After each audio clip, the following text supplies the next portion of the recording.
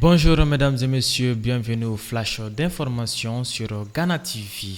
212 862 candidats répartis en 480 centres et 7 646 salles se sont lancés le lundi 19 juin dernier à la quête du baccalauréat malien. Le coup d'envoi a été donné par le Premier ministre chef du gouvernement, Dr Shogel Kogala Maïga, à l'école Marif de Sébenikoro en commune 4 du district de Bamako. À cette occasion, il n'a pas manqué de rappeler la nécessité d'avoir des examens propres et sans fraude. Le chef du gouvernement, très satisfait du travail abattu par le ministère de l'Éducation nationale sous le leadership de Madame Sidibé Déoudé Ousmane, ministre de l'Éducation malienne, en avant de prodiguer des conseils aux candidats et aux surveillants. Tout d'abord, Madame le ministre, pour tous efforts qu'elle ne cesse de conjuguer pour une école malienne apaisée et performante.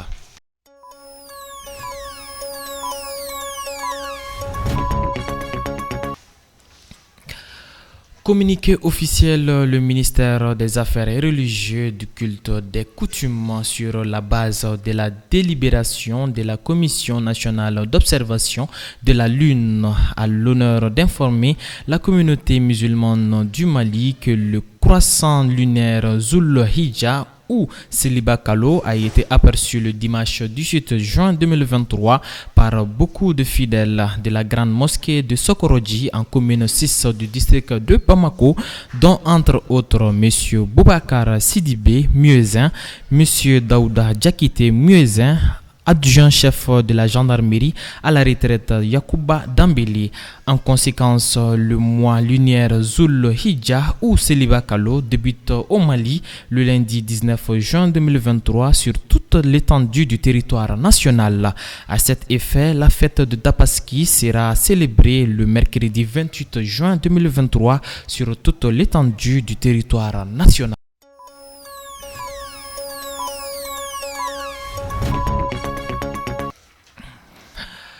Le Mali engage des poursuites contre les auteurs du rapport enquête de l'ONU sur Moura, notamment la mission spéciale d'établissement des faits de l'amunissement sur les événements de Moura et ses complices. L'information a été rapportée le lundi 19 juin 2023 dans un communiqué par le procureur du pôle économique antiterroriste et de la criminalité organisée. Ces poursuites ont été engagées suite à une plainte précise. Le communiqué concerne tous les membres de la mission spéciale d'établissement des faits. Ils sont présumés être complices de crimes d'espionnage, d'atteinte au moral des armées, des faux et usage de faux et d'atteinte à la sûreté extérieure de l'État, entre autres.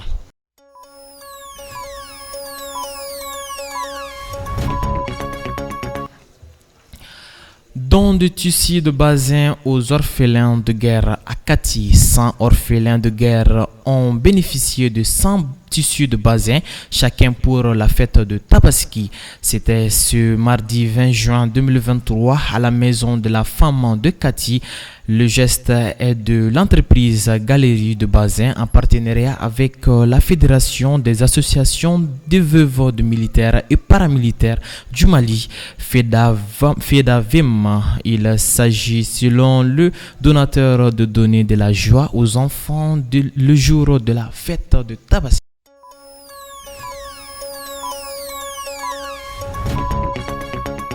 À présent, quelques informations hors du pays. En RDC, la France condamne le soutien militaire continu du Rwanda au M23.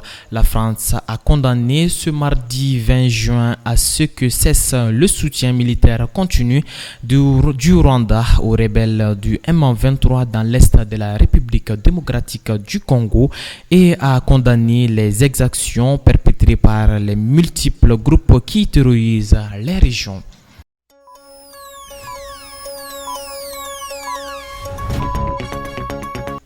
Après l'expiration de la trêve, les combats reprennent à Khartoum. L'armée et les paramilitaires en guerre pour le pouvoir au Soudan ont repris les combats mercredi matin, peu de temps après l'expiration d'un cessez-le-feu de 72 heures globalement respecté à Khartoum selon les témoins.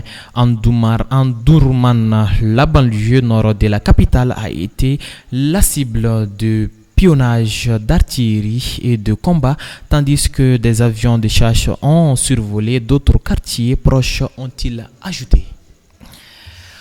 Voilà, c'est tout pour la flash d'information sur Ghana TV. Merci à vous de l'avoir suivi et on se dit rendez-vous à la prochaine.